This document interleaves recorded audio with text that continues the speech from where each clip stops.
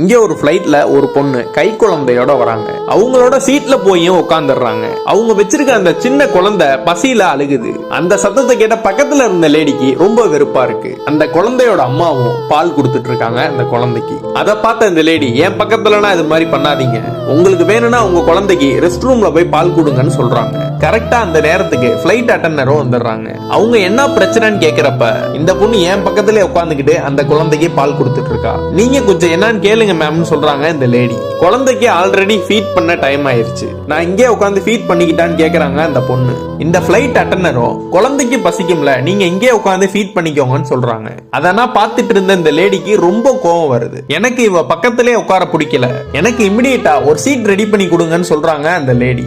அந்த flight அட்டெண்டரும் okay ma'am, நான் உள்ள என்னன்னு பேசிட்டு சொல்றேன் மேம் சொல்லி உள்ள போயிடுறாங்க. கொஞ்ச நேரம் கழிச்சு அவங்க வந்து, மேம் கேப்டன்ட்ட உங்களை பத்தி எல்லாமே பேசிட்டேன் மேம், மேம் உங்களுக்கு ஃபர்ஸ்ட் கிளாஸ்லயே சீட் அரேஞ்ச் பண்ணியாச்சு, நீங்க அங்க வந்து உட்காருங்க மேம்னு சொல்றாங்க. அதெல்லாம் கேட்ட இந்த லேடிக்கு சந்தோஷம் தாங்க முடியல. மேம் சாரி மேம், சீட் மாத்தினது உங்களுக்கு கிடையாது அவங்களுக்கு மேம் சொல்றாங்க. அதெல்லாம் கேட்ட இந்த லேடிக்கு ஒரே பல்பா போயிருது.